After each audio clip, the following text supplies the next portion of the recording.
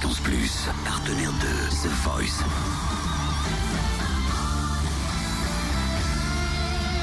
Du lundi au vendredi, Totem vous livre des exclus, des interviews, des anecdotes. Eh ben ça y est, c'était la dernière session des auditions à l'aveugle, c'est-à-dire qu'à partir de samedi, let's go pour les battles. Mais samedi soir, il y en a un qui a fait de l'œil personnellement à un cimetière. Oh, je te laisse le présenter parce que toi t'en parles mieux que moi. Zazie, il s'appelle Granhild. C'est un mélange de Granny et de Child. Donc c'est un petit clin d'œil, hein. C'est pas mal à son enfance et à sa grand-mère. Et c'est un chanteur lyrique qui a fait du lyrique et puis qui est parti dans un univers plus décalé, qui lui correspond plus et qui nous a tous envoûtés plus ou moins. Parce que toi, je crois que t'as moins aimé que moi, mais Zazie et l'ensemble des coachs, Zazie et Garou se sont retournés les premiers parce qu'embarqués par l'univers de Radiohead.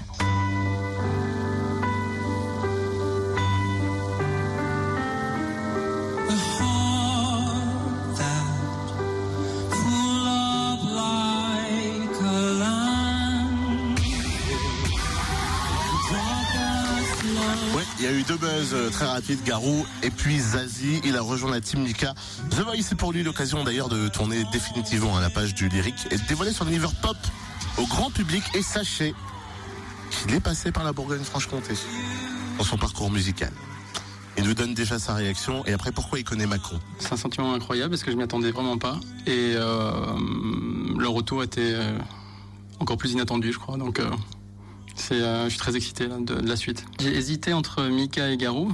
Très concrètement, Mika parce que ce qu'il m'a dit sur la modernité et sur le classicisme, en fait, ça me parlait beaucoup. Son parcours me parle aussi. Je m'y retrouve et du coup je me suis projeté en fait avec lui, avec ce qu'il me disait sur le travail aussi, parce que pour moi ça fait que 2 ans en fait que je chante de la pop et effectivement pour moi il y a encore beaucoup de travail et donc c'est super aussi de partir de ce principe-là. Faire The Voice pour moi c'est une suite logique de mon parcours. Disons que je voulais aussi me confronter à des personnalités, des personnes qui ont une très grande expérience de la scène pop notamment.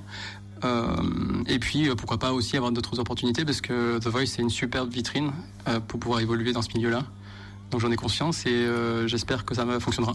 Pour mon parcours musical, disons que j'ai commencé à la musique tout petit. J'ai commencé par le piano, puis le violon. D'abord aux États-Unis à l'âge de 6 ans, puis après j'ai intégré le conservatoire en France, dans plusieurs villes, mais notamment à Mâcon et à Lyon. Et ensuite j'ai intégré le conservatoire en chant, cette fois-ci à Toulouse, pendant presque 5 années. Et donc uniquement de la musique classique jusqu'à présent. Et j'avais du mal à accepter que la voix se construise, etc. Et je voulais que ce soit parfait de suite et j'étais un peu impatient. Et j'ai beaucoup souffert de ça, même si la musique classique c'est vraiment une passion pour moi. Donc j'ai arrêté de chanter et ça fait 2 ans maintenant que j'ai repris, mais dans un autre registre. Et ben voilà. Merci à lui de s'être arrêté à notre micro avec notre envoyé spécial. Il a bien fait aussi de changer de registre parce que waouh. Eh, t'es fan toi, hein? Ah ouais, mais à peine il a fait une première note que j'avais déjà des frissons. Fréquence Plus premier, numéro 1.